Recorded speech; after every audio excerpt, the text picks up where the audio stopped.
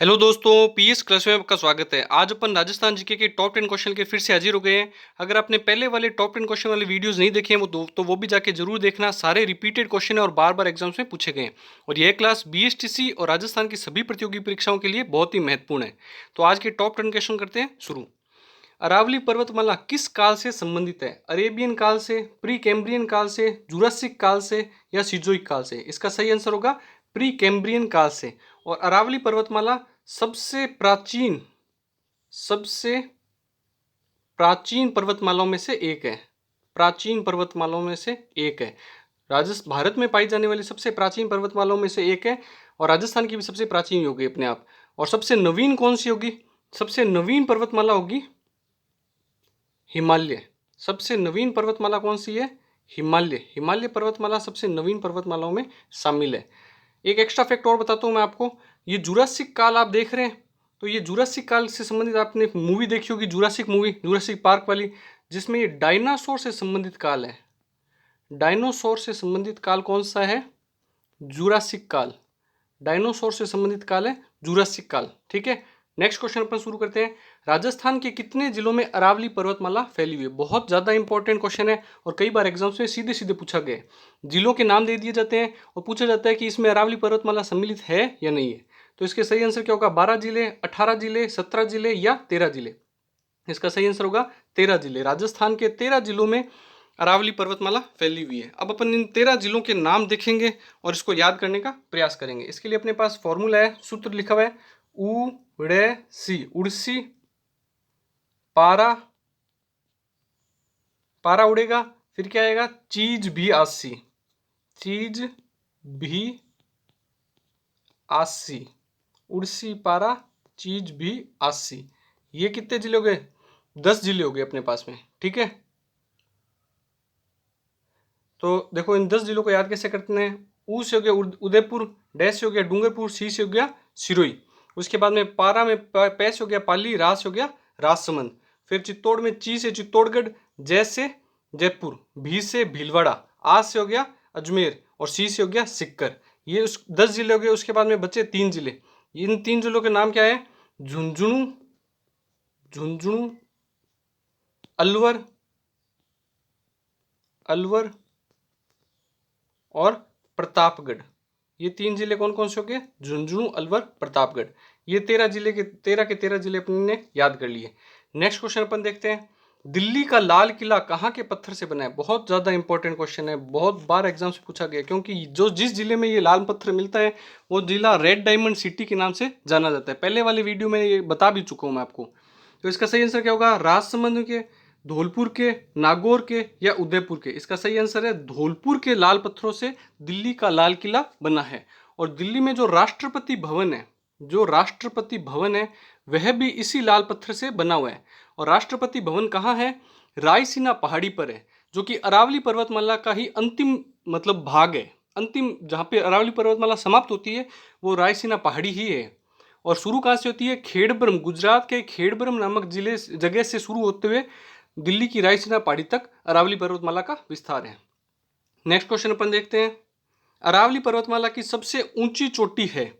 जरगा, गुरु शिखर, शेर या बैराट? इसका सही आंसर होगा गुरु शिखर। तो गुरु शिखर सबसे ऊंची है, तो इसकी ऊंचाई भी देखते हैं। इसकी ऊंचाई 1722 मीटर या 1727, 1727 मीटर। 27 क्यों है या के रूप में? क्योंकि अगर समुद्र तल से ऊंचाई पूछी जाए तब अपने को 1727 मीटर ही करना है। दोनों में से एक ही ऑप्शन आएगा, जो भी ऑप्शन है उसको टिक कर दीजिएगा। तो अपन को एक एक्स्ट्रा फैक्ट और देखना है, 1727 मीटर से ही संबंधित है। 1727 मीटर अपन को ये याद रखना है कि गुरु शिखर की ऊंचाई है। उसके अलावा 1727 में ही जयपुर शहर की स्थापना भी की गई थी। इस 1727 से आप ये भी याद कर सकते हैं कि जयपुर शहर की स्थापना कब की गई? 1727 में। नेक्स्ट क्वेश्चन अपन देखते हैं। अरावली पर्वतमाला की औसत ऊंचाई है 530 मीटर, 1000 मीटर, 930 मीटर या 800 मीटर? इसका सही आंसर होगा 930 मीटर। जैसे कहीं इसकी ऊंचाई 1722 या 1727 हो गई, कहीं मान लो इसकी चोटी की ऊंचाई बहुत कम हो गई, 500-600 मीटर हो गई, आसपास हो गई, तो इन सब का जो औसत रेशियो है, औसत ऊंचाई है, वो कितनी होगी? 930 मीटर होगा। नेक्स्ट क्वेश्चन अपन देखते हैं। हिचकी माता का मंदिर कहाँ है? बहुत ज़्यादा इंपॉर्टेंट क्वेश्चन है। अपने को हिचकी आती भी रहती है, उन भगवान का ही मंदिर कहाँ है वो अपने को देखना है। जोधपुर, राजसमंद, उदयपुर या चित्तौड़? इसका सही आंसर होगा उदयपुर। उदयपुर में हिचकी माता का मंदिर स्थित है। नेक्स्ट क्वेश्चन अपन देखते हैं। सांप के काटने पर किसका धागा बांधा जाता है? रामदेव जी का, गोगा जी का, तेजा जी का या मेहा जी का? इसका सही आंसर होगा तेजा जी महाराज का। तेजा जी के महाराज का ही किसान जब बुआई करते हैं, अभी बुआई का समय आ रहा है, जैसे जैसे मानसून नजदीक आ रहा है वैसे वैसे बुआई का समय भी आ रहा है, तो किसान तेजा जी के नाम का गीत गीत भी गाए, तेजा जी का गीत गाते हैं, तो इसे तेजा गीत बोलते हैं। किसान तेजा गीत गाते हैं।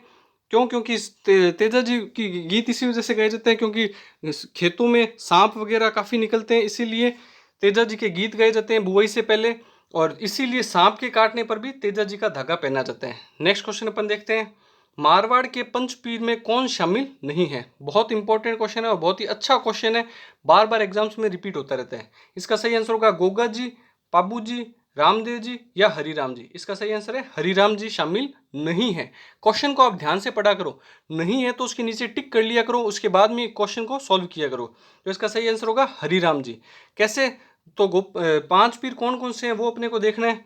मारवाड़ के पांच पीर कौन कौन से हैं, तो फिर अपने को ये याद करना है। तो इसके लिए अपने पास में फॉर्मूला है, गोपा राम है। मारवाड़ के पंचपीर कौन है? गोपा राम है। मारवाड़ के पंचपीर कौन है? गोपा राम। गोश हो गया गोगा जी, पास हो गया पाबू जी, रास हो गया रामदेव जी, मैस हो गया मेहा जी और हैस हो गया हड़बू जी। ये पांचों के पांचों मारवाड़ के पांच पीर है। और रामदेव जी के लिए तो एक कहानी भी बहुत ज्यादा प्रसिद्ध है कि एक बार मक्का से पांच व्यक्ति आए थे जो कि पीर थे। उन्होंने कहा कि हम अपने कटोरे में ही खाना खाएंगे, तो रामदेव जी ने आकाश मार्ग से मक्का से उनके कटोरे मंगवाए और यह एक पर्चा दिया, इसी वजह से इनको पीर कहा गया। रामदेव जी को इसी वजह से पीर कहा गया और इसीलिए मुस्लिम लोग इन्हें रामसा पीर के नाम से जानते हैं। नेक्स्ट क्वेश्चन अपन देखते हैं। मीराबाई के बचपन का नाम था रिद्दूबाई, पेम्मल, फल्कूबाई या नेतल? इसका सही आंसर होगा पेम्मल। पेम्मल किसके बचपन का नाम था? मीराबाई के बचपन का नाम था। और तेजा जी की पत्नी का नाम भी पेम्मल था। रिद्दूबाई किसका नाम था? करणी माता के बचपन का नाम था रिद्दूबाई। ठीक है। नेक्स्ट क्वेश्चन अपन जो आज का लास्ट क्वेश्चन है बहुत ज्यादा इंपॉर्टेंट क्वेश्चन है। एकमात्र लोक देवता जो कवि थे, बहुत ज्यादा इंपॉर्टेंट क्वेश्चन है। तेजा जी, रामदेव जी, भूमिया जी या पाबू जी?